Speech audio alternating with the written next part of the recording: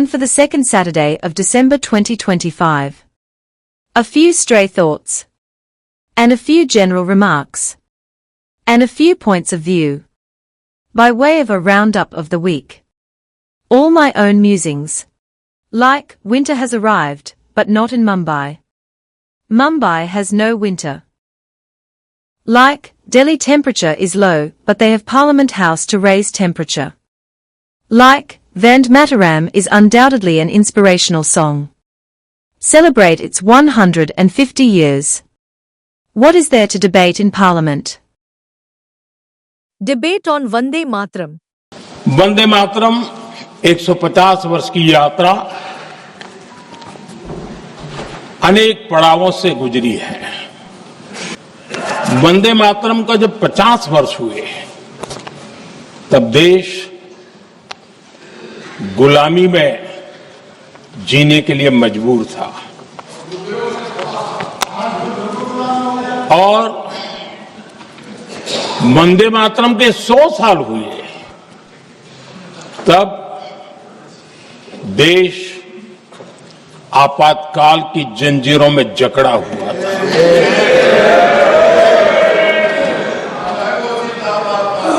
जब वंदे मातरम 100 साल के अत्यंत उत्तम पर्व था तब भारत के संविधान का गला घोंट दिया गया था।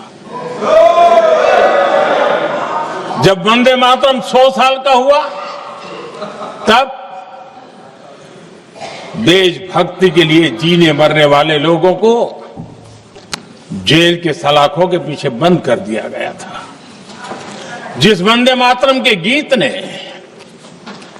देश को आजादी की ऊर्जा दी थी, उसके जब 100 साल हुए तो दुर्भाग्य से एक काला कालखंड हमारे इतिहास में उजागर हो गया। जिस मंत्र ने, जिस जयघोष ने देश की आजादी के आंदोलन को ऊर्जा दी थी, प्रेरणा दी थी, त्याग और तपस्या का मार्ग दिखाया था, उस वंदे मातरम का पुण्य स्मरण करना इस सदन में हम सबका ये बहुत बड़ा सौभाग्य है और हमारे लिए गर्व की बात है कि वंदे मातरम के 150 वर्ष निमित्त इस ऐतिहासिक अवसर के हम साक्षी बन रहे हैं।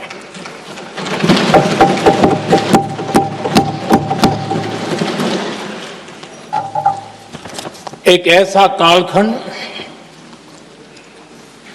जो हमारे सामने इतिहास की अनगिनत घटनाओं को अपने सामने लेकर के आता है। ये चर्चा सदन की प्रतिबद्धता को तो प्रकट करेगी, लेकिन आने वाली पीढ़ियों के लिए भी, दर पीढ़ी के लिए भी ये शिक्षा का कारण बन सकती है अगर हम सब मिलकर के इसका सदुपयोग करें तो। The Congress leader Ms. Priyanka Gandhi questioned, why are we debating Vande Mataram 79 years after independence? The Congress leader Ms. Priyanka Gandhi alleged that the discussion on Vande Mataram was conducted in view of the upcoming assembly elections in West Bengal. This is a story that should make all of us, at least all of us Indians, proud, because it's been 100 years on Tuesday, that's today, when Janagan Man completes a century. Rabindranath Tagore, remember, wrote this anthem in Sanskritized Bengali, and it takes about 52 minutes for its rendition.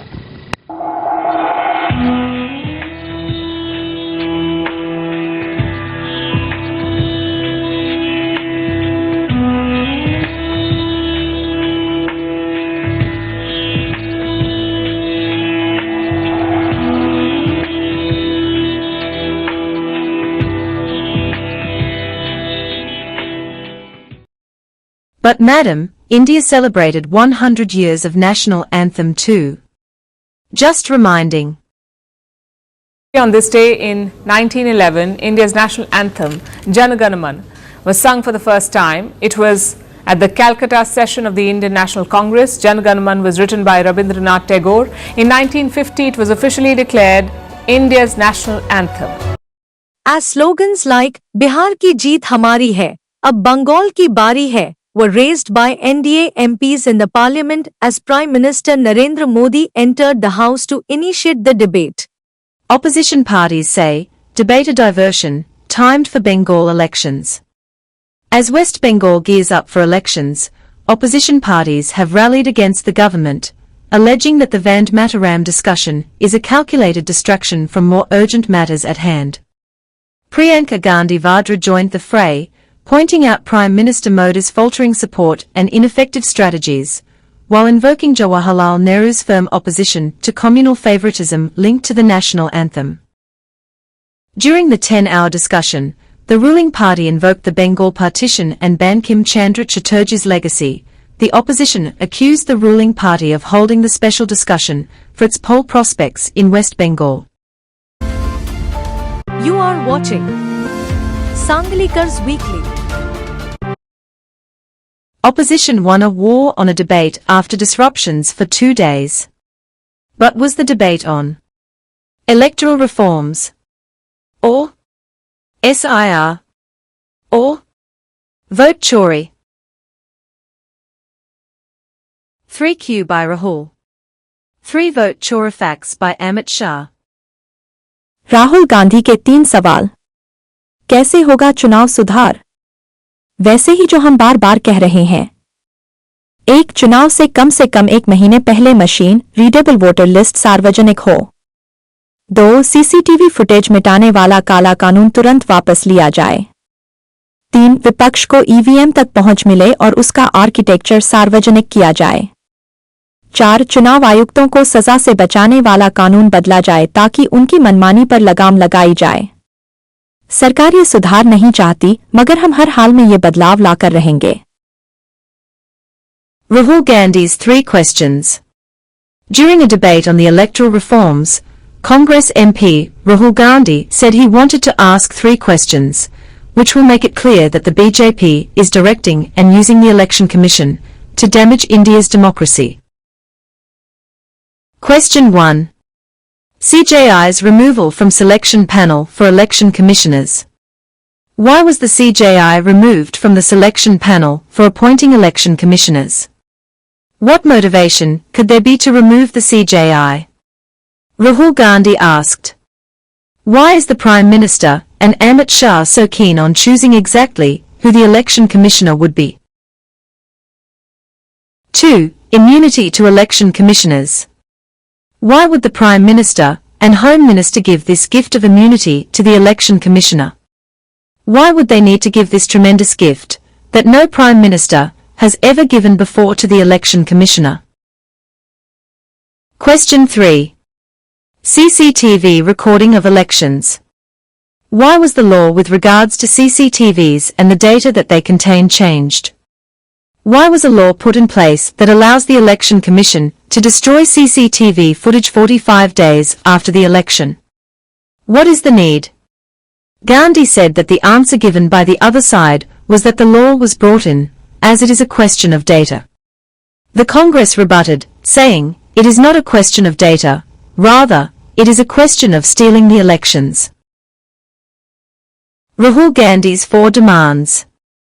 After posing his 3 questions, Rahul Gandhi presented 4 demands, the electoral reforms that the opposition wants.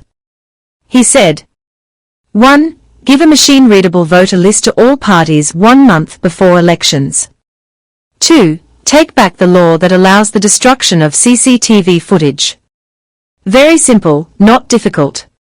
3. Also, tell us what the architecture of the EVM, electronic voting machine, is. Give us access to the EVM. Let our experts see what is inside the EVMs. Till today, we have not had access to the EVM. 4. Finally, please change the law that allows the Election Commissioner to get away with whatever he wants to do. हुआ छोकरा जवारे जवारे जवारे। हम जवाब अपने हिसाब से देंगे, इस गलतफहमी में ना रहे कि जवाब नहीं दिया जाएगा। जवाब दिया जाएगा तो पता ही नहीं चलेगा दिया किसने। Amit Shah's counterattack.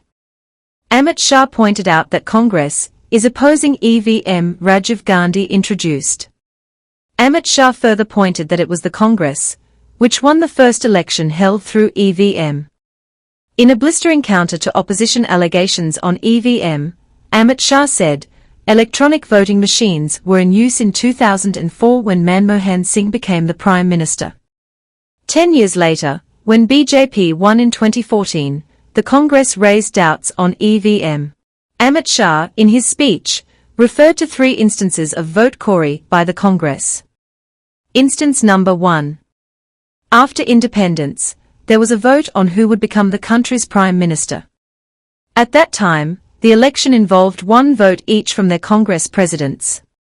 Sardar Vallabhbhai Patel ji received 28 votes, and 2 votes went to Jawaharlal Nehru. Prime Minister Jawaharlal Nehru ji became the PM. Instance number 2. The second incident of vote theft was when Indira Gandhi was elected from Rae-Bareli through unethical means, Amit Shah said. The Allahabad High Court determined that Indira Gandhi did not win the election in a proper manner and declared her election null and void. This was vote theft.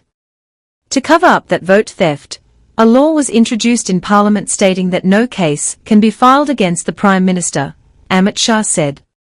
Instance number 3, the third vote theft, Shah said, was when former Congress President Sonia Gandhi became a voter despite not being qualified.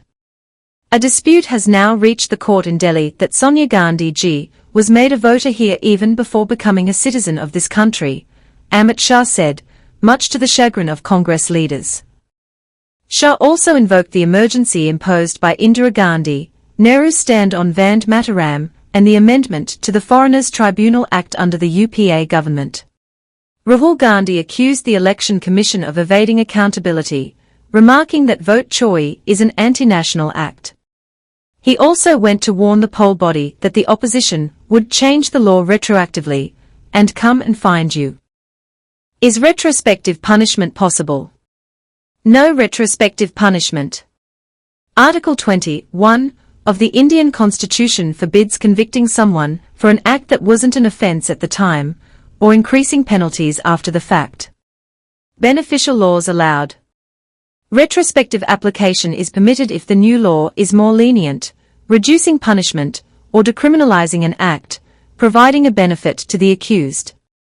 Procedural versus substantive. While substantive laws, defining crimes, are generally prospective, procedural laws, governing trials, can often be applied retrospectively, even if they change the trial's process, as long as they don't affect the fundamental nature of the offence, or increase punishment. Is retrospective punishment possible? Amit Shah said in Lok Sabha. NDA's policy is to detect, delete and deport illegal immigrants. We want to remove all illegal immigrants from this country. Opposition can boycott Parliament, but we will ensure that no illegal immigrant remains in voter list. Opposition raised the issue of SIR to keep illegal immigrants in voter lists. Congress has not made any suggestions to EC on election reforms since May 2014. Amit Shah shot back at Gandhi that he will not frame his speech according to the wishes of the leader of opposition, and also not change the sequence of his argument on someone else's demand.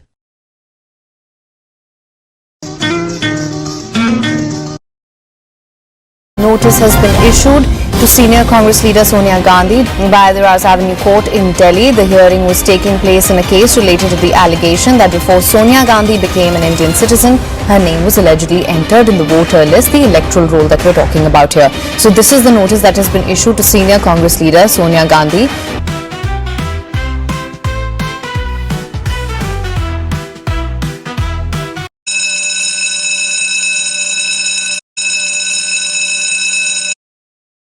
All work and no play makes Parliament a dull place.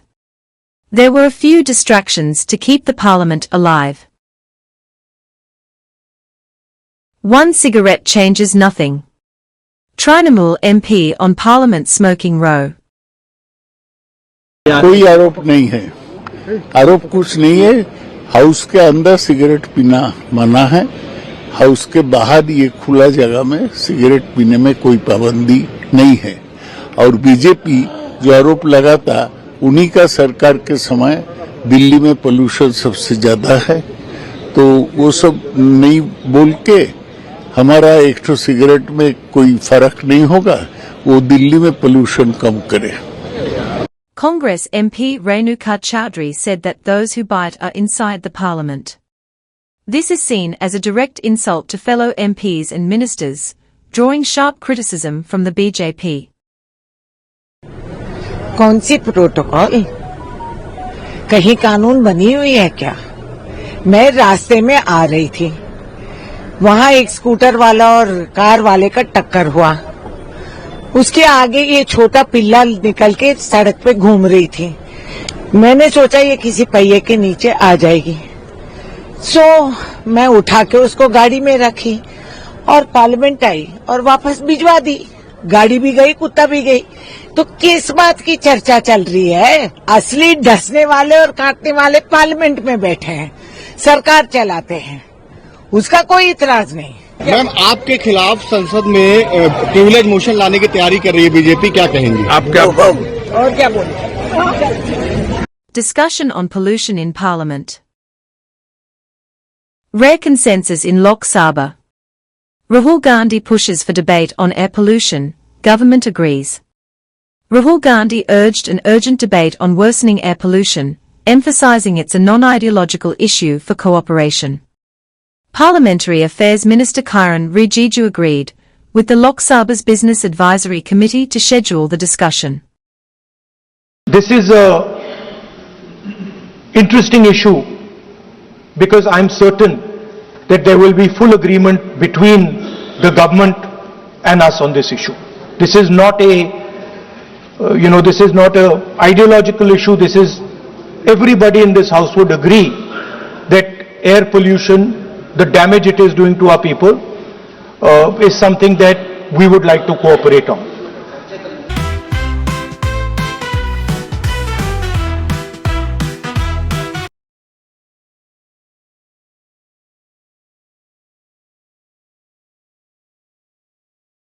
A major round of high-level meetings in Delhi have now concluded. The CIC, the CVC selection meetings involving the Prime Minister, Home Minister Amit Shah, Congress MP Rahul Gandhi, leader of opposition Rahul Gandhi are now over. Sources say that the meeting lasted nearly 1.5 hours and Rahul Gandhi has submitted a formal dissent note. Rahul Gandhi is learned to have met the Prime Minister during these deliberations. He participated in 3 key meetings today, all linked to the appointment of the Chief Information Commissioner, multiple Information Commissioners and the Chief Vigilance Commissioner, as well as other Vigilance Commissioners. According to sources, Rahul Gandhi did not agree with the names proposed by the government for CIC and CVC and other 8 Information Commissioners as well. He registered his protest in the selection committee and submitted a dissent note on all the names put forward by the government. With the meeting now concluded, the ball is in the government's court as the final appointment to these top oversight bodies are expected to be notified soon.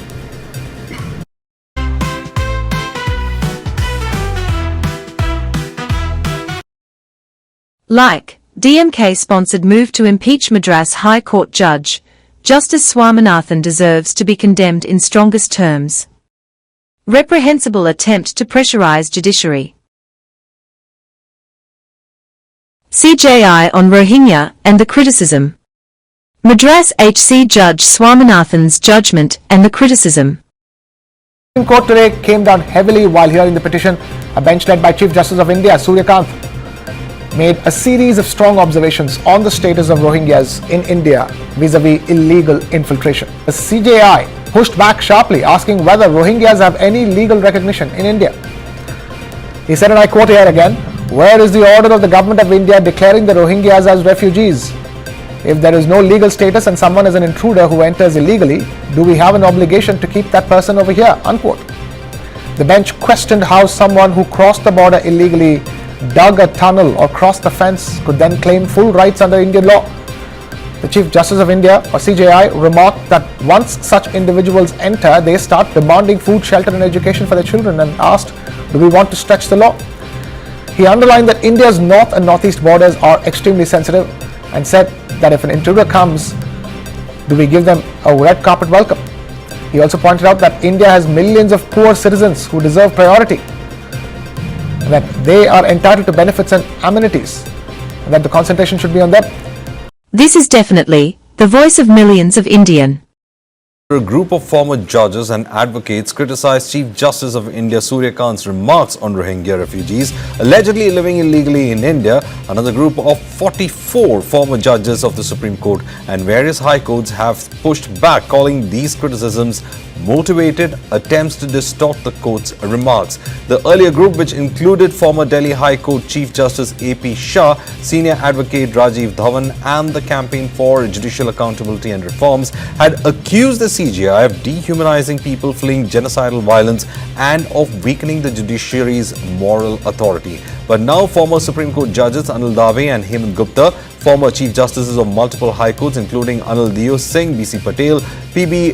Bajantri, Subro Kamal Mukherjee and Pramod Kohli have all, along with 37 other retired HC judges, have come out in strong support of the Chief Justice. They say that they have full confidence in the Supreme Court and in the Chief Justice of India in the discharge of their constitutional duties without fear or favor. These retired judges have also backed a court-monitored SIT probe into the alleged illegal procurement and Indian identity and welfare documents by foreign nationals who enter the country in violation of the law.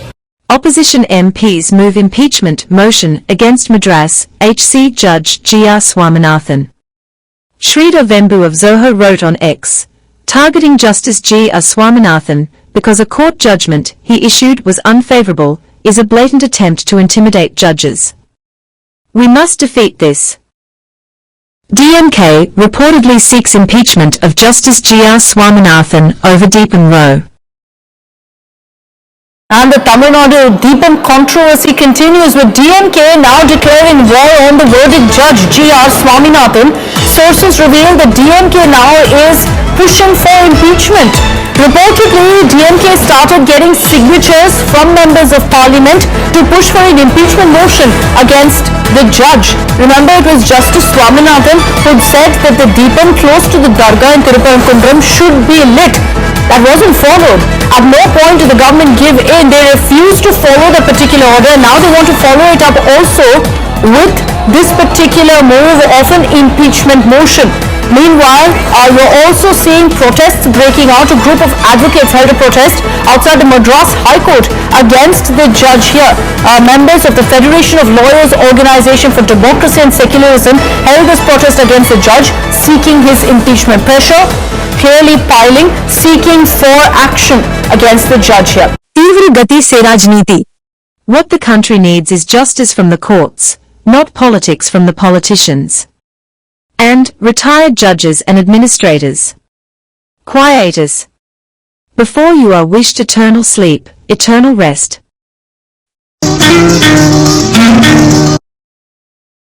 ISS Chief of Thirupparankundram issue.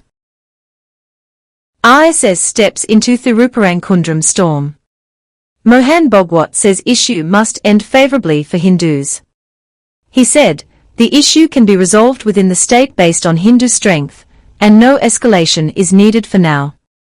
ISS Chief made these comments during the 100 Years of Sang Journey, New Horizons event in Tiruchirappalli. The issue concerns the Tamil Nadu government's Supreme Court appeal against a Madras High Court order that allowed devotees of Arulmigu Subramania Swami temple to light the traditional Karthigai Deepam lamp at Deepathun, stone lamp pillar. Responding to an audience question about elevating the issue nationally, Bhagwat said, Thirupparankundram issue, if it needs escalation, it will be done. That matter is now sub judice. Let it resolve. And in what's expected to escalate the showdown over Thiruparangundram, the Madurai bench of the Madras High Court has now granted permission for a hunger strike to be held in 2 days from now on 13th December by villagers of Thiruparangundram who sought permission to light that lamp on the Deepathoon and they weren't given that. Now after that they've sought permission to stage a protest 2 days from now in Thiruparangundram, which has been granted by the Madurai bench of the Madras High Court. Sena and Maharashtra in deepen politics. Amit Shah versus Uddhav Thackeray over impeachment motion against judge in Deepam Row. The flashpoint between Shiv Sena, UBT, Chief Uddhav Thackeray and Union Home Minister Amit Shah is the move by INDIA bloc to impeach Justice G.R. Swaminathan of the Madras High Court over the lamp lighting row.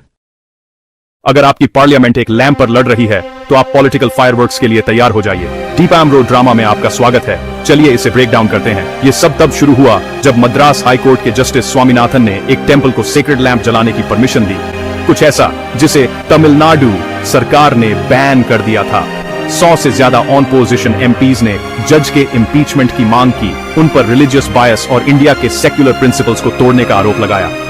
Union home minister Amit Shah ने पलटवार करते हुए इस कदम को dangerous vote bank politics बताया, जिसका मकसद कुछ कम्युनिटीज को खुश करना है।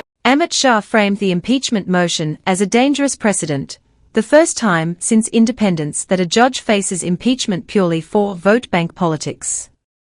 He specifically called out Thackeray for aligning with this appeasement strategy. लेकिन उद्धव ठाकरे ने तुरंत जवाब दिया, बीजेपी के हिंदुत्व पर सवाल उठाते हुए और उन पर सिर्फ दिखावे के लिए नेशनल सॉन्ग्स यूज करने का आरोप लगाया। Thackeray launched a furious counterattack, asserting that the BJP, RSS and Amit Shah have no moral standing to lecture him on Hindutva. BJP's sudden focus on Vande Mataram is hollow tokenism, a one-day Mataram, Uddhav Thackeray said. Maharashtra के current chief minister Eknath Shinde भी इसमें कूद पड़े, ठाकरे को side बदलने के लिए chameleon कहा। The rift widened as Maharashtra Deputy Chief Minister Eknath Shinde tore into Thackeray, branding him a chameleon for his political inconsistency. Shinde argued that by supporting the impeachment of a judge whose order protected a religious tradition, Thackeray had forfeited any right to critique the Hindutva of Modi or Shah. Chief Minister Devendra Fadnavis cemented the BJP's attack with a pointed tweet, suggesting Thackeray has lost his political soul. "What were you, and what have you become?" he tweeted.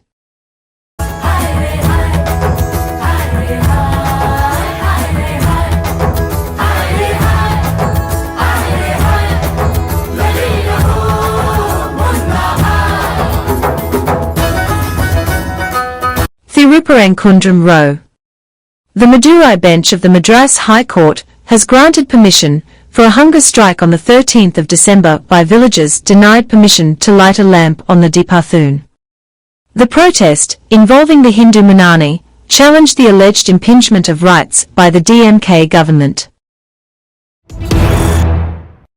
And in what's expected to escalate the showdown over Thiruparangundram, the Madurai bench of the Madras High Court has now granted permission for a hunger strike to be held in 2 days from now on 13th December by villagers of Thiruparangundram who sought permission to light that lamp on the Deepathoon and they weren't given that.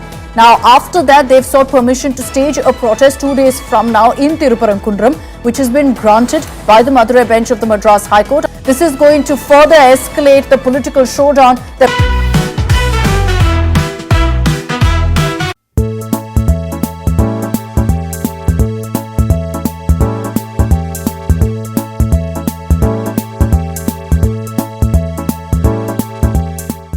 CJI says, will impose costs for frivolous mentioning. Chief Justice of India, Suryakant expressed clear displeasure over out-of-turn mentioning by lawyers, and said the court would begin imposing costs on frivolous requests. "I will issue a notification that, if there is a mentioning that I do not find genuine, I will impose costs then and there," the CJI remarked in open court. CJI warned that a circular would be issued shortly, prescribing costs of not less than Rs 50,000 for improper mentioning. The CJI said the amount collected would be used to create a corpus for young lawyers and for training programs for legal professionals. Addressing the bar, he observed that imposing costs on unnecessary mentioning would serve as a source of generating funds for this purpose. Soon after Justice Surya Kant took over as the CJI, the Supreme Court issued a circular prohibiting oral mentioning of matters before the CJI seeking priority listing. As per the circular, oral mentioning is permissible only in exceptional cases of extreme urgency, that too after following the prescribed procedure. The circular also assured automatic listing of cases in urgent categories within 2 days of filing. From Monday, then I will issue another note telling that if there is a mentioning and which I don't find genuine, I will impose cost then and there. A circular may be issued. Not less than 50,000 crore. And will create a corpus for the young lawyers. Write down a judicial order, suo motu लिखने को आज ही कर देते हैं. Following a slew of public statements by ex-Chief Justice of India D.Y. Chandrachud about the Ayodhya verdict, a verdict he was a co-author of that ignited a heated debate about the legitimacy of the judgment itself. A legal step at some point was bound to be taken by someone, and a legal step was taken. But how is the judiciary responding to this? A Delhi court has heavily penalized lawyer Mahmood Pracha, slapping him with a total cost of 6 lakh rupees for filing what the court deemed frivolous and luxurious litigation. Pracha sought to set aside the 2019 Ayodhya verdict, arguing that the judgment was vitiated by fraud. One of his main arguments was based on a public remark where the former CJI mentioned he had prayed to the deity to solve the case. You are watching Sanglikar's Weekly. Peaceful expression cannot be criminalized based on vague allegations, says Madras High Court. Peaceful expression cannot be criminalized based on vague allegations. Madras High Court quashes case against Hindu Munana workers. The Madras High Court has recently quashed a case registered against members of the Hindu Munana for participating in an alleged unlawful protest.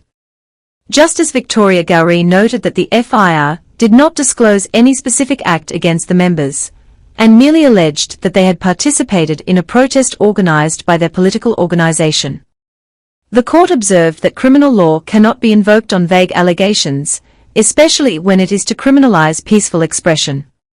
Criminal law cannot be invoked on vague and omnibus allegations, particularly when the allegations seek to criminalize peaceful expression. The present FIR appears to have been registered mechanically and without application of mind, the court observed.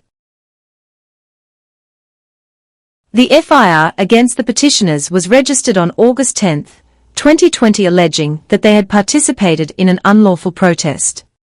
The FIR was registered for offences under sections 145, 151, and 283 of the IPC.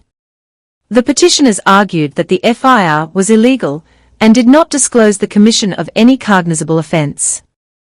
They argued that the protest was conducted peacefully, and such peaceful expression of opinion was guaranteed under Article 19, 1A of the Constitution.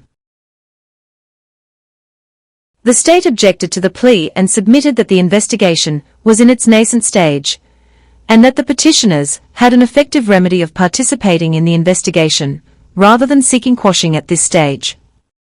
The court, on perusing the FIR, noted that the ingredients for the offences alleged had not been made out. The court noted that Section 145 IPC required joining or continuing in an unlawful assembly after it had been commanded to disperse. Section 151 required knowledge or intention of committing a cognizable offence, and Section 283 IPC required actual obstruction and danger to the public. The court noted that none of the requirements were satisfied in the present case. The court also noted that the state's action of selectively permitting protest by one group and denying it to the present party was discriminatory and violative of Article 14 of the Constitution.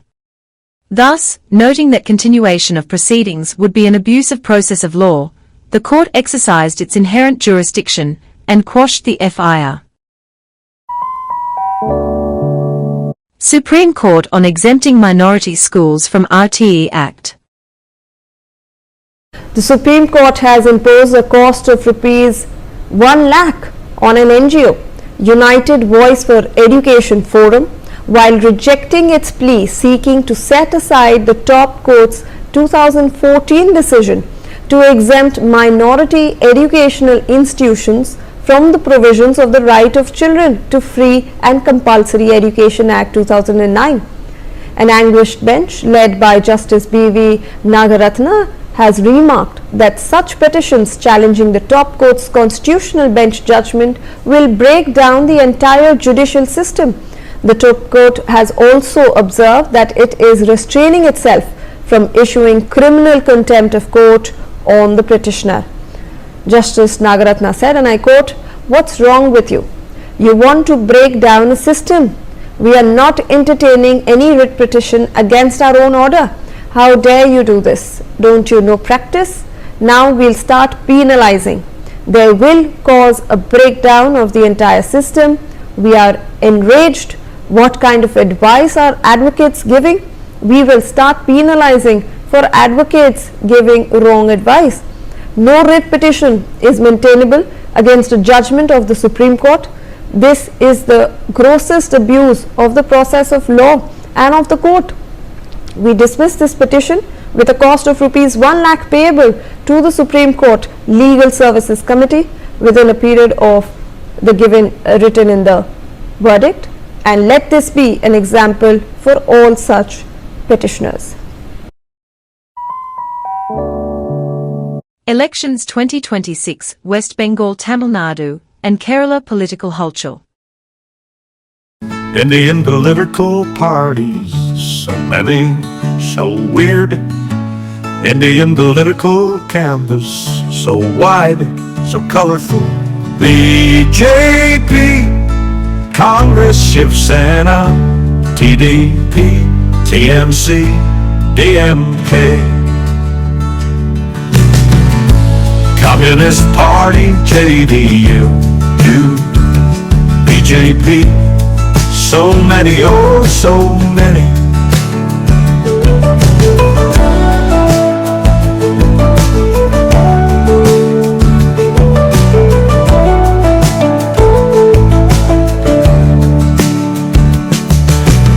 Like, BJP won Thiruvananthapuram municipal election. Surprise! Now winning over Thiruvananthapuram MP is not far away. Kerala local body polls.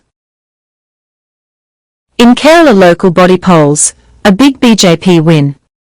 The BJP-led NDA has made historic gains in Kerala's local body elections, capturing key urban centres including Thiruvananthapuram Corporation and Trippunathura municipality. This marks a significant shift in Kerala's political landscape, traditionally dominated by the Left Democratic Front. PM Narendra Modi posted on X, "Thank you Thiruvananthapuram." The mandate the BJP NDA got in the Thiruvananthapuram Corporation is a watershed moment in Kerala's politics. The people are certain that the development aspirations of the state can only be addressed by our party. Our party will work towards this vibrant city's growth and boost ease of living for the people. Vikasita Thiruvananthapuram. Reacting Todhi Kerala local body poll results, Shashi Tharoor posted on X. What a day of amazing results in the Kerala local self-government elections. The mandate is clear, and the democratic spirit of the state shines through. A huge congratulations to UDF Kerala for a truly impressive win across various local bodies. This is a massive endorsement and a powerful signal ahead of the state legislative elections. Hard work, a strong message and anti-incumbency have all clearly paid off to achieve a much better result than in 2020. I also want to acknowledge the historic performance of the BJP in Thiruvananthapuram and offer humble congratulations on their significant victory in the city corporation, a strong showing that marks a notable shift in the capital's political landscape. I campaigned for a change from 45 years of LDF misrule, but the voters have ultimately rewarded another party that also sought a clear change in governance. That is the beauty of democracy. The people's verdict must be respected, whether for the UDF overall or for the BJP in my constituency. We will continue to work for the betterment of Kerala, advocating for the people's needs and upholding the principles of good governance. Tamil Nadu. Is DMK losing at major election planks?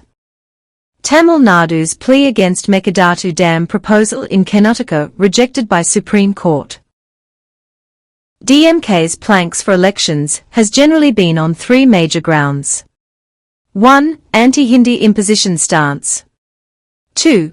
Kaveri River water dispute between Tamil Nadu and Karnataka. 3. Non-allocation of central funds to Tamil Nadu projects by central government. These have been the usual election planks by DMK in every election. Now, loosing Kaveri River water dispute through Mekadatu Dam verdict of the Supreme Court will be a major setback to DMK in the elections.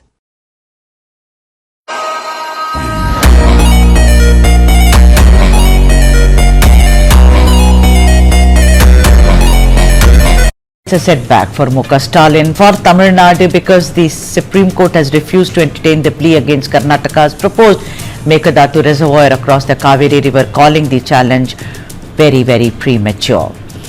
Of course, there was a three-judge bench and which is led by Chief Justice B.R. Gavai, and they observed that Karnataka's detailed project report, which is DPR, for the reservoir is still being reviewed by the Kaveri Water Management Authority and the Regulation Committee. So we are saying that it's a win for Karnataka. Our right and our water, we are not disturbing. Tamil Nadu will be benefited. Tamil Nadu will get sufficient of water whenever, whatever the orders has been given. So we have to go ahead with the project. It is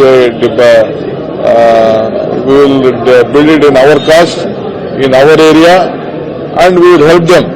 Whenever there is a deficit, it is a balancing reservoir, and it is a victory of the Bangaloreans. Whenever they need water, almost including Tamil Nadu and including everyone who comes to Bangalore, they will get sufficient of water. I pray, I request Tamil Nadu to accept it. It's our right and our water. West Bengal. Bengal Bawal. What has TMC done for Muslims except use our votes, push our boys into crime? MLA Humayun Kabir, suspended over Babri Masjid replica. Some parties are misleading Muslims and some are misleading Hindus, but I am not. We will create a party that will fight against both the BJP and TMC. Anybody is welcome in our party and also in our coalition, says Kabir about plans to float his own party. जो हुमायूं कबीर कभी ममता के करीबी और भरोसेमंद थे, TMC के ticket पर ही मुर्शिदाबाद के भरतपुर से विधायक हैं हुमायूं कबीर, और ममता सरकार में हुमायूं कैबिनेट में मंत्री भी रह चुके हैं। उन्होंने अब खुलकर ममता के खिलाफ मोर्चा खोल दिया है। बाबरी मस्जिद के ऐलान और बयान पर पहले ममता ने पार्टी से हटाया इन्हें, तो हुमायूं ने ऐलान कर दिया कि 22 दिसंबर को बड़ा धमाका करूंगा। पश्चिम बंगाल की राजनीति में इन दिनों एक नया सवाल तेजी से चर्चा में है। क्या मुख्यमंत्री ममता बनर्जी के खिलाफ कोई नया मोर्चा तैयार किया जा रहा है? ये सवाल तब और मजबूत हो गया जब टीएमसी से निकाले गए विधायक हुमायूं 22 दिसंबर को अपनी नई राजनीतिक पार्टी लॉन्च करने का ऐलान कर दिया। बहुत बहुत खुश हूँ। मैं 1 साल पहले ऐलान किया ये मुर्शिदाबाद में बेलडंगा में एक नया बाबरी मस्जिद का लिंग रखूंगी।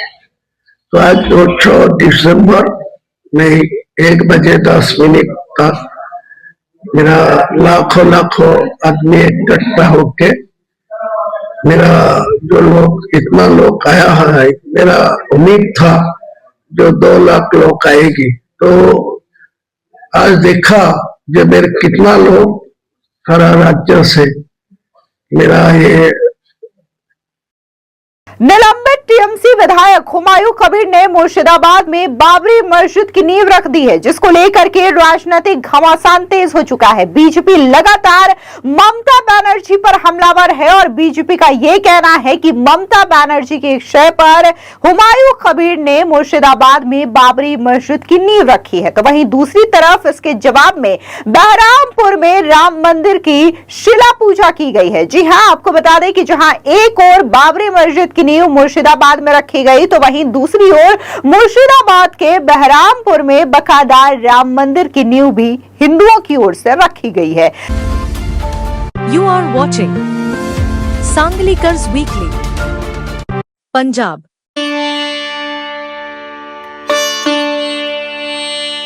Punjab Politics 2027. BJP and Punjab Politics. Will Shiromani Akali Dal return to NDA's fold? Sukhbir Singh Badal-led Shiromani Akali Dal had pulled out of the NDA in September 2020 over the now scrapped 3 farm laws. Union Home Minister Amit Shah asserted, BJP does not believe in family planning in politics and always welcomes new allies. He also said that talks were on with the Shiromani Akali Dal. The Siddhus and Punjab Politics. क्या राजनीति में फिर होगी सिद्धू की वापसी? पंजाब में 2027 में विधानसभा चुनाव होने हैं। नवजोत सिंह सिद्धू और उनकी पत्नी नवजोत कौर सिद्धू ने पिछले महीने फिर चुनाव लड़ने का ऐलान किया था। पंजाब प्रदेश कांग्रेस कमेटी के पूर्व अध्यक्ष नवजोत सिंह सिद्धू की पत्नी नवजोत कौर ने 6 दिसंबर को राज्यपाल से मुलाकात की थी। इसके बाद उन्होंने पत्रकारों से बातचीत में कहा था कि अगर कांग्रेस नवजोत सिंह सिद्धू को पंजाब के मुख्यमंत्री पद का उम्मीदवार घोषित करती है तो वे दोबारा सक्रिय राजनीति में लौट आएंगे। नवजोत कौर ने सिद्धू को सीएम चेहरा बनाने के साथ साथ गंभीर आरोप भी लगाए हैं। सिद्धू की पत्नी ने कहा कि उनके पास किसी पार्टी को देने के लिए पैसे नहीं है, लेकिन वे पंजाब को एक सुनहरा राज्य बना सकते हैं। हमारे पास 500 करोड़ रुपए नहीं है जो हम मुख्यमंत्री की कुर्सी पर बैठने के लिए दे सकें। 2022 के विधानसभा चुनाव में नवजोत सिंह सिद्धू मुख्यमंत्री पद की रेस में थे, लेकिन कांग्रेस ने चरणजीत सिंह चन्नी को ही मुख्यमंत्री पद का उम्मीदवार बनाया था। Congress has decided to suspend Navjot Kaur Sidhu for a remark that 500 crores to become Chief Minister.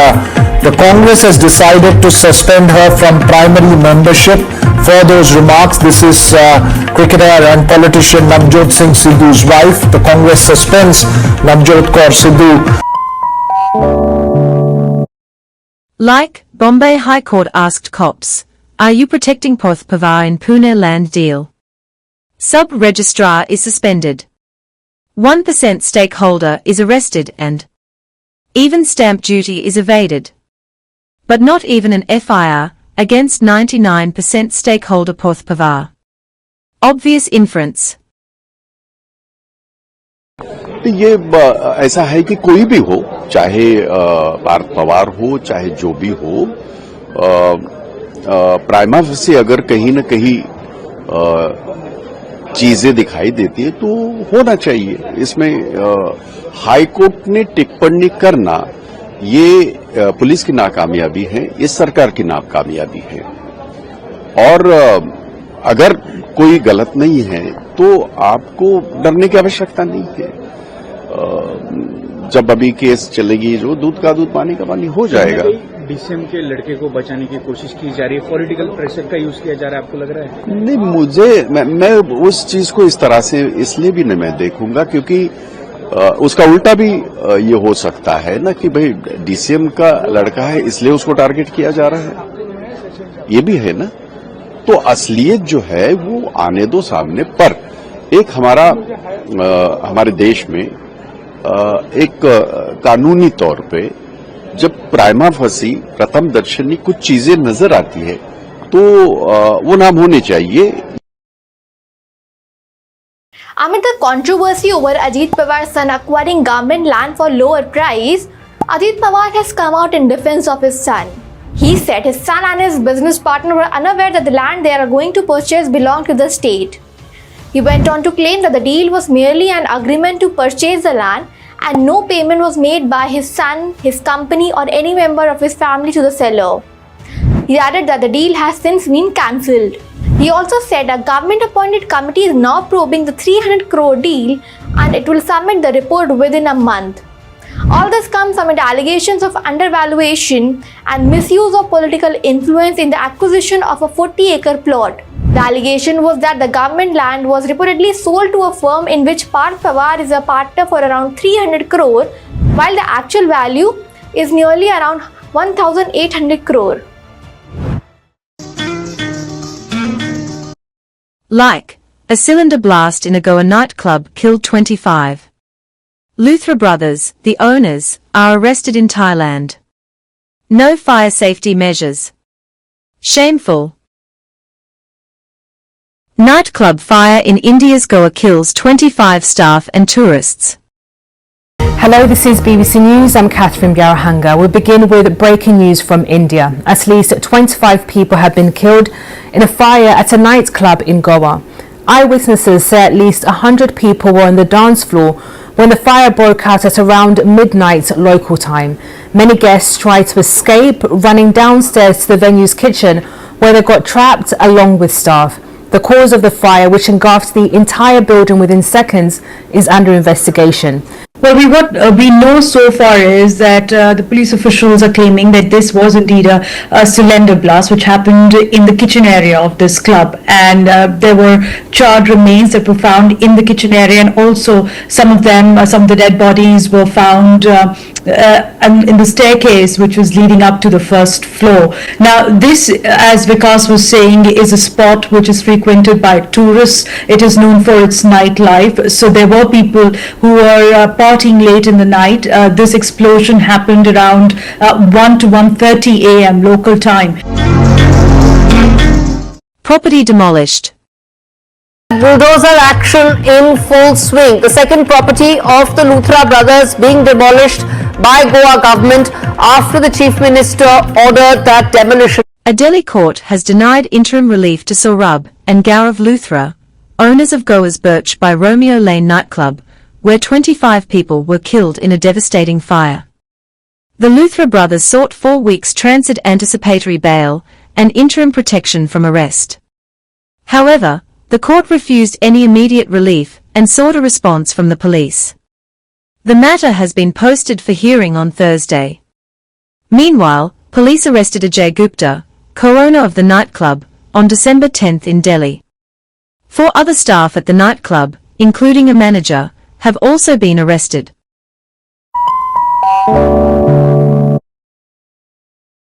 Big action has taken place against Indigo. The government has curtailed Indigo's 10% operations.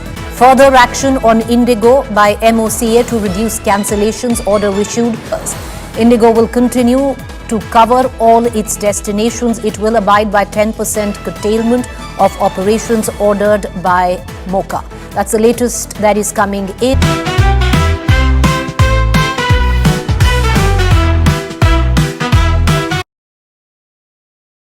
Like Vikram Bhatt, Bollywood producer, and his wife are arrested on charges of cheating.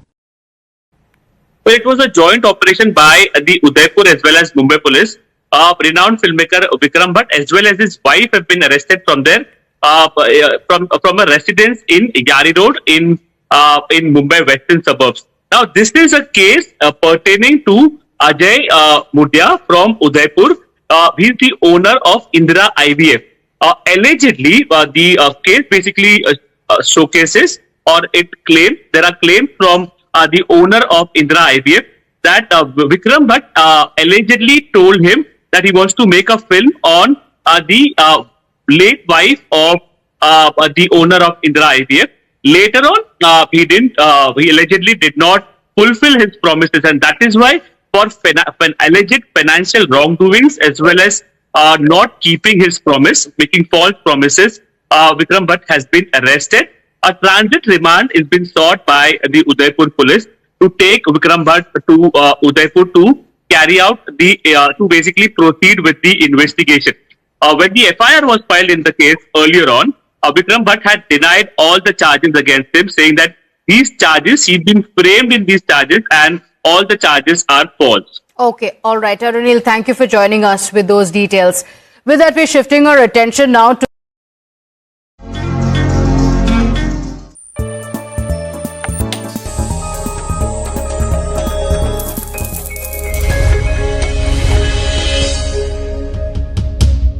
Google has decided to invest 787,520 crore in AI data center in Visakhapatnam, Andhra Pradesh. The data center will have a capacity of 1 gigawatt and will be connected via subsea cable links to Singapore, Malaysia, Australia, and 12 other countries, positioning Visakhapatnam as a global connectivity hub. Can Telangana government be left behind?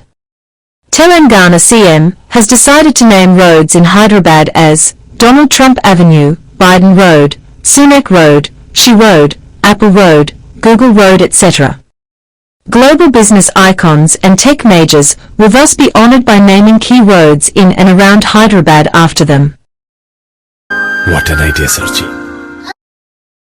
Hyderabad में एक road का नाम Donald Trump Avenue, जी हां आपने सही सुना है। Telangana government ने अनाउंस किया है कि वो यूएस कॉन्सुलेट के पास वाली एक प्रोमिनेंट रोड का नाम यूनाइटेड स्टेट्स के 45th और 47th प्रेसिडेंट डोनाल्ड ट्रंप के नाम पर रखने वाले हैं। और ये सिर्फ एक नाम का बदलाव नहीं है, हैदराबाद एक मेजर ग्लोबल रीब्रांडिंग ड्राइव चला रहा है। टेक जायंट्स और वर्ल्ड लीडर्स के नाम पर रखा जा रहा है। सोचो, गूगल का मैसिव कैंपस आ रहा है और उसके पास वाली रोड का नाम होगा गूगल स्ट्रीट। माइक्रोसॉफ्ट एरिया में माइक्रोसॉफ्ट रोड, विप्रो के जोन में होगा विप्रो जंक्शन और इंडस्ट्रियल आइकन रतन टाटा के नाम पर भी रोड का नाम रखा जाएगा। Hyderabad basically silicon valley plus Washington DC के हाइब्रिड वर्जन को दिखा रहा है। एक ड्राइव पे आप जाइए और आप ग्लोबल इनोवेशन के मैप पर चल रहे होंगे। तेलंगाना में तो कुछ अजीब ही हुआ। तेलंगाना के मुख्यमंत्री रेवंत रेड्डी ने हैदराबाद की एक सड़क का नाम डोनाल्ड ट्रंप के नाम पर कर दिया। प्रस्ताव रखा इसका भी उन्होंने। तेलंगाना राइजिंग ग्लोबल समिट के दौरान अंतर्राष्ट्रीय सुर्खियां बटोरने के लिए शायद उन्होंने यह फैसला लिया हो। मुख्यमंत्री रेवंत रेड्डी के इस फैसले पर बीजेपी ने वहां तंज भी किया, इसकी आलोचना भी की और मुख्यमंत्री के प्रस्ताव पर बीजेपी के सांसद और केंद्रीय मंत्री बंडी संजय कुमार ने कहा कि अगर इतना ही शौक है नाम बदलने का तो हैदराबाद का नाम बदलकर वापस भाग्यनगर कर दो। कांग्रेस सरकार में तो नेहरू से सीधे ट्रंप पर पहुंच गए। भाई नेहरू, गांधी, राजीव गांधी, इंदिरा गांधी को छोड़कर सीधे ट्रंप के पास पहुंच गया रेवंत रेड्डी। तो कुछ तो करेक्शन होगा ट्रंप साहब के साथ इनका। और मुझे लगता है कि अब ट्रंप का जिस तरीके से व्यवहार है तो कहीं मुनीर तो नहीं बनना चाहते हैं। दिन रात तो कांग्रेस राहुल गांधी वगैरह कोसते हैं मोदी जी को कि ट्रंप के सामने सरेंडर कर रेवंत रेड्डी कहीं भारत का मुनीर तो नहीं बनना चाहते हैं।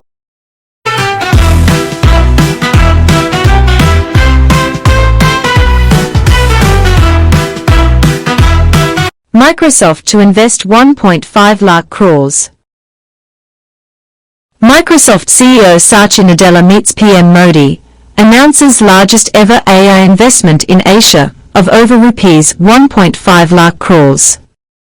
To support the country's ambitions, Microsoft is committing $17.5 billion, our largest investment ever in Asia, to help build the infrastructure, skills, and sovereign capabilities needed for India's AI-first future, Nadella wrote in an X-post.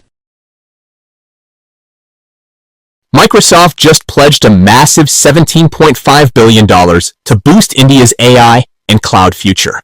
The investment rolls out over 4 years, from 2026 to 2029, aimed at expanding data centers, training talent, and scaling cloud infrastructure. It's designed to support India's exploding tech ecosystem and sharpen the nation's edge in AI adoption. A huge chunk of the plan focuses on workforce training, preparing young innovators for global AI opportunities. Prime Minister Modi highlighted the world's optimism toward India's AI strengths and the opportunities ahead. But in the US, some skeptics question the timing, pointing to Microsoft's recent layoffs and increased H-1B approvals. Microsoft says these issues are unrelated to its India investment strategy. Bottom line, this pledge signals India's accelerating rise as a global AI powerhouse.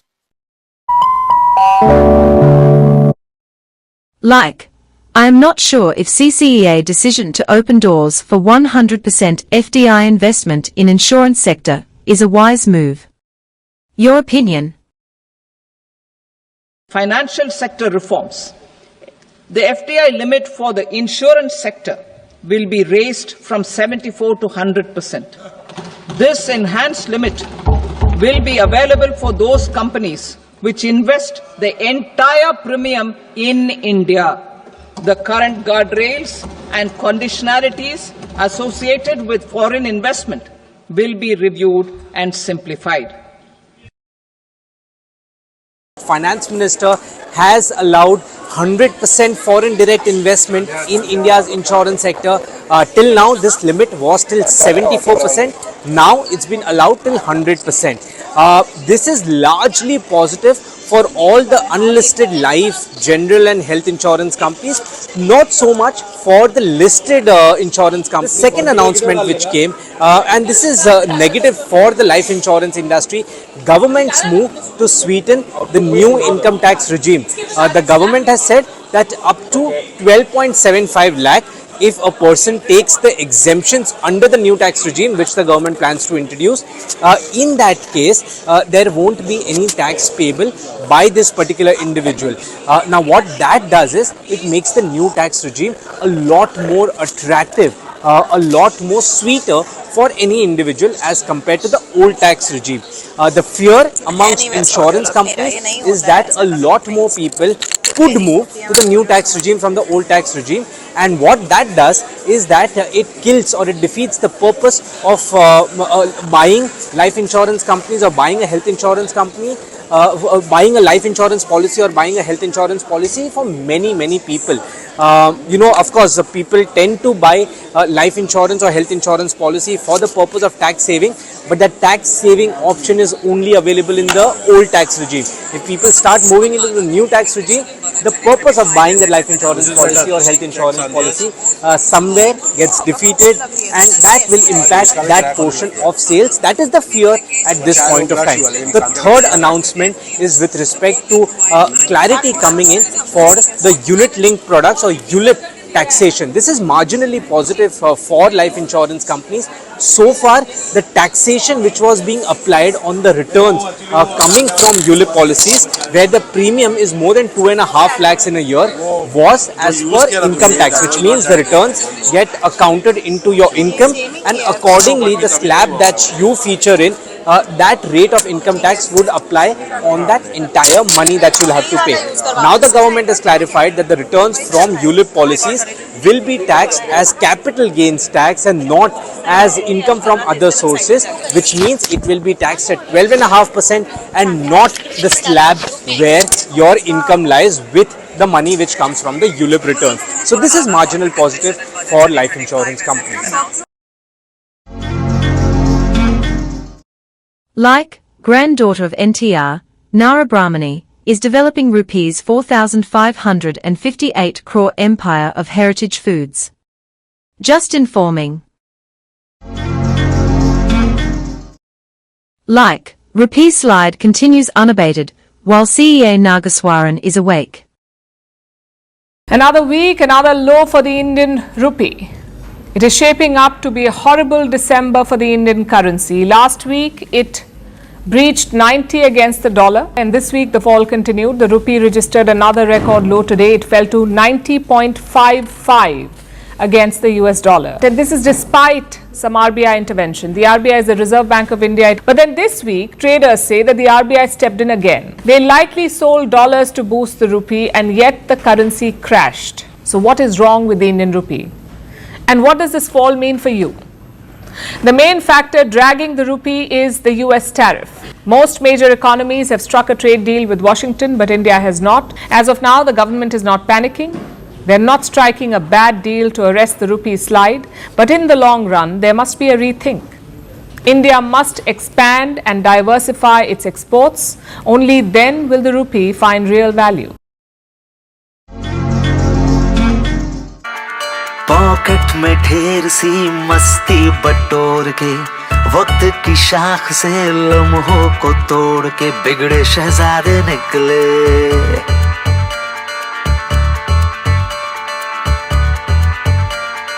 यारों का साथ है, हाथों में हाथ है, 100 की रफ्तार है, किसकी मजाल है जो हमसे आगे निकले।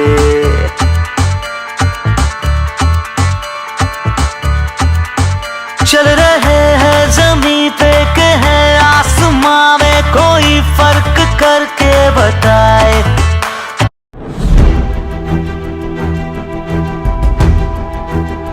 A complaint has been filed against Aryan Khan, son of Bollywood actor Shah Rukh Khan, for allegedly flashing his middle finger at a crowd during a public event at a pub in Bengaluru on November 28.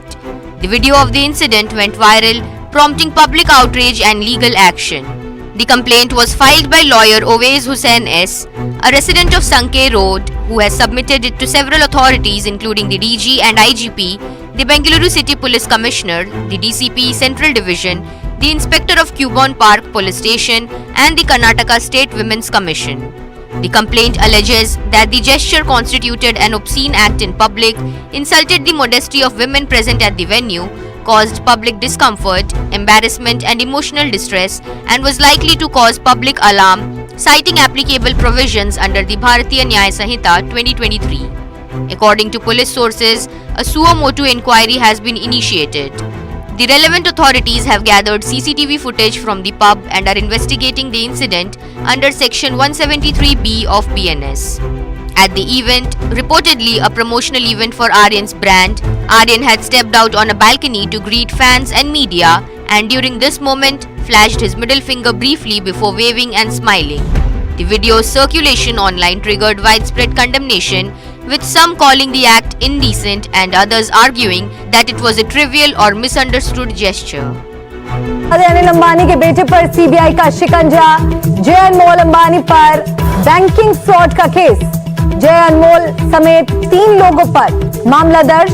228.06 crore रुपए का banking fraud का ये पूरा मामला। ये पहली बार है जब अनिल अंबानी के बेटे जय अनमोल अनिल अंबानी पर क्रिमिनल केस दर्ज किया गया है। पॉकेट में ढेर सी मस्ती बटोर के, वक्त की शाख से लम्हों को तोड़ के बिगड़े शहजादे निकले।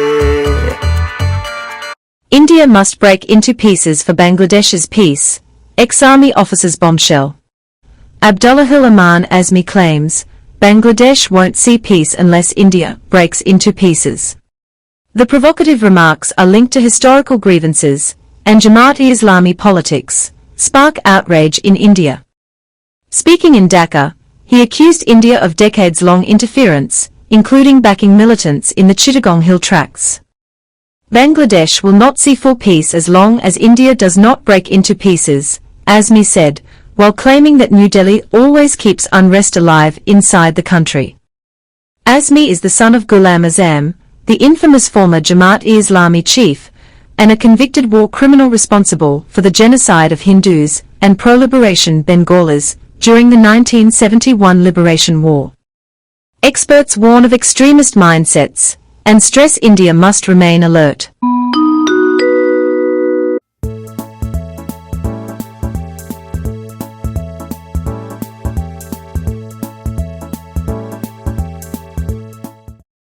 Akshay Khanna's viral entry song from Dhurandhar. Netizens say this is the ultimate Arabic song mashup inspired by Dhurandhar and Rahman. Yeah. Hey والله. ها. Flip دوس عندي خوش فصله يا اخي تفوز والله خوش رقصه يا اخي دوس عندي خوش فصله يا اخي تفوز والله خوش رقصه عندي لك رقصه قويه يا الحبيب اسمها الصبوحه خطبها نصيب مد يدك كنا بتعطيها كف وهز شتفك هيل خليك شديد عطني رقصه الفريسه زيد عليها شوي عندي بيزه حق المحتر اللي نعرفه صيده سوي لي وقفه دانا هيبه عيل سوي رقصه بياض يبلي واحد كرك يلا بياض طق سيارة بوليس يلا سولي رقصة ثانية رقصة البطريق ولا ستة في مان يا اخي دوس عندي خوش فصلة يا اخي تفوز والله خوش رقصة يا اخي دوس عندي خوش فصلة يا اخي تفوز والله خوش رقصة حلو زين مكانه حلو.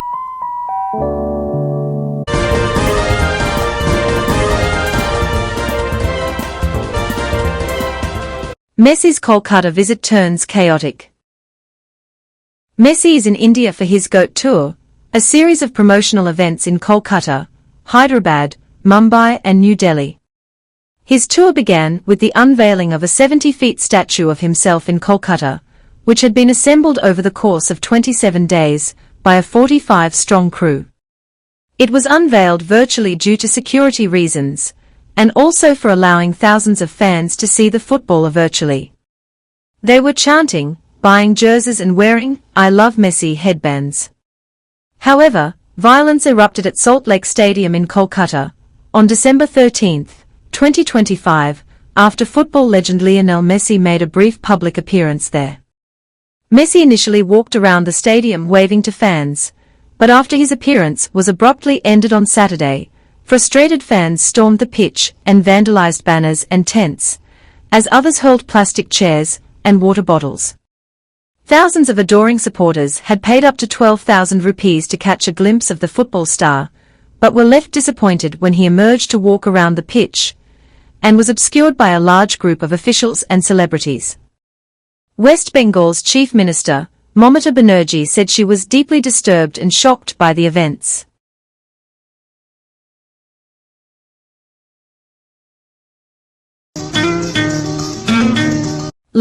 Looks like match fixing is rearing its ugly head in cricket.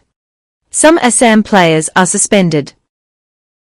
भारतीय domestic cricket में match fixing का मामला सामने आया है, जिसके चलते 4 खिलाड़ियों को सस्पेंड कर दिया गया है। ये फिक्सिंग का मामला असम की टीम से जुड़ा हुआ है। दरअसल असम क्रिकेट एसोसिएशन ने सैयद मुश्ताक अली ट्रॉफी 2025 में कथित मैच फिक्सिंग करने के प्रयास में शामिल अमित सिन्हा, ईशान अहमद, अमन त्रिपाठी और अभिषेक ठाकुरी को सस्पेंड कर दिया है। शुक्रवार 12 दिसंबर को गुवाहाटी की क्राइम ब्रांच में इनके खिलाफ FIR भी दर्ज की गई है। हालांकि ये खिलाड़ी खुद खेलते हुए मैच फिक्सिंग की गतिविधियों में शामिल नहीं थे, लेकिन कथित तौर पर इन सभी ने टीम के अन्य खिलाड़ियों को उकसाने की कोशिश की। Achiri Smuta Mandana confirmed breaking her engagement and proposed marriage with Palash Muchal. It appears that cause was not just Palash's flirting with married Costa. There were many more.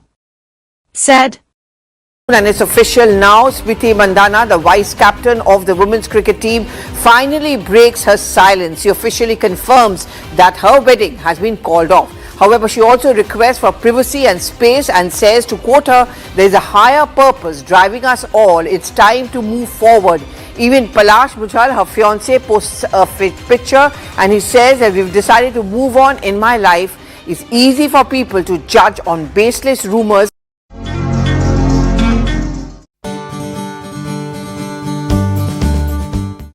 Senior Congress leader and former Union Home Minister Shivraj Patil passed away at his hometown Lacha in Maharashtra on December 12, 2025 morning. Patil, 90, passed away at his residence Devgar after a brief illness, family sources said, adding that his funeral is expected to be held on Saturday. He is survived by his son Shailesh Patil, daughter-in-law Archana, who unsuccessfully contested the assembly polls last year on a BJP ticket against Congress's Amit Deshmukh from Lacha city, and 2 granddaughters. Barbara Dhav, 95, socialist leader of the unorganized workers, died in Pune. A sad loss to the working class. कधी हिशेब केला का किती तुम्ही आंदोलन केली आतापर्यंत, किती वेळा तुम्हाला अटक झाली, तुम्ही तुरुंगवास भोगला? 55 वेळा तुरुंगात. बाबा कुठनं येते होई एनर्जी? म्हणजे माझ्या वयाच्या दुप्पट किंवा त्यापेक्षा जास्त तुमचं वय आहे, कुठनं एनर्जी येते?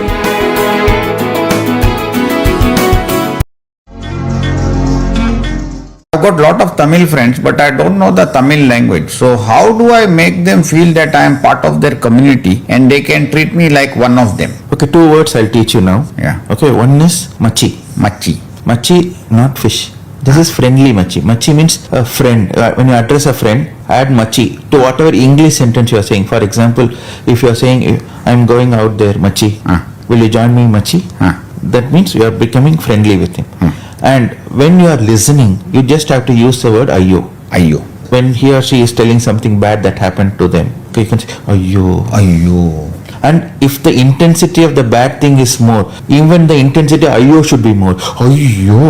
Ayyo. And even if they are talking about something nice, something super that happened, ayyo.